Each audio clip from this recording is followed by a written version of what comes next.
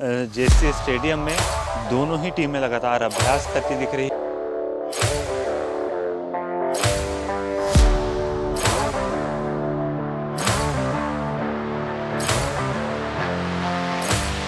भारत और south Africa के बीच होने जा रहे वनडे मुकाबले को लेकर लगातार राजधानी रांची में उत्साह देखा जा रहा है। वहीं दूसरी तरफ जेएससी स्टेडियम में दोनों ही टीमें लगातार अभ्यास करती दिख रही है। कल भारतीय टीम के कई खिलाड़ियों ने अभ्यास किया था और आज से जब पूरी टीम राजधानी रांची में पहुंच गई है तो तमाम जो खिलाड़ी हैं साउथ अफ्रीका टीम के वो प्रैक्टिस करने जेएससी स्टेडियम उतरे हैं।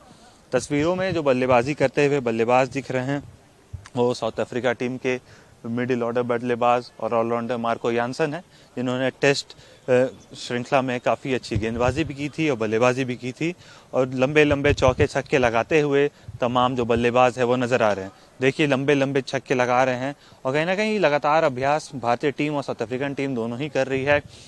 जितने भी खिलाड़ी हैं, जितने बल्लेबाज हैं, गेंदबाज हैं, सभी लगातार नेट सेशन में पसीना बहाते हुए दिख रहे हैं, अपनी अपनी तैयारी कर रहे हैं। 30 तारीख को जो मुकाबला होने जा रहा है उसके लिए एक बेहतर जो है अभ्यास हो, उसके लेकर तमाम जो खिलाड़ी हैं वो कहीं ना कहीं जेएससी स्टेडियम में पूरी तरह से जो है अभ्यास कर रहे हैं। बल्लेबाजी हो, गेंदबाजी हो, फील्डिंग हो, पूरी तरह से जो है तमाम जो खिलाड़ी हैं वो लगातार पहुंच रहे हैं। और साथ ही एक अच्छा जो है मौका झारखंड के स्टेट टीम के बॉलर्स के लिए भी है, क्योंकि उन्हें लगातार नेशनल इंटरनेशनल टीमों के साथ, इंटरनेशनल खिलाड़ियों के साथ अभ्यास करने का मौका मिल रहा है। ये जेएससी की ओर से एक अच्छी पहल की गई है। नेट बॉलर्स के तौर पर तमाम झारखंड स्टेट क्रिकेट एसोसिएशन के जो बॉलर्स हैं उनको बुलाया गया है और लगातार वो जब गेंदबाजी करेंगे, अनुभव साझा करेंगे, टीम खिलाड़ियों से बातचीत करेंगे, ज़रूर झारखंड के लिए भी एक बेहतर जो है भविष्य होगा, जो क्योंकि यही खिलाड़ी हैं जो आगे जाके भारत के लिए खेलेंगे और झारखंड का भी नाम रोशन करेंगे।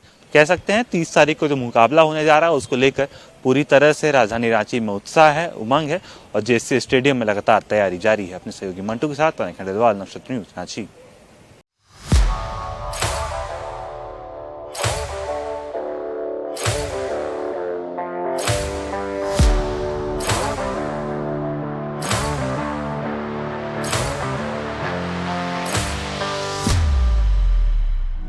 Thank you.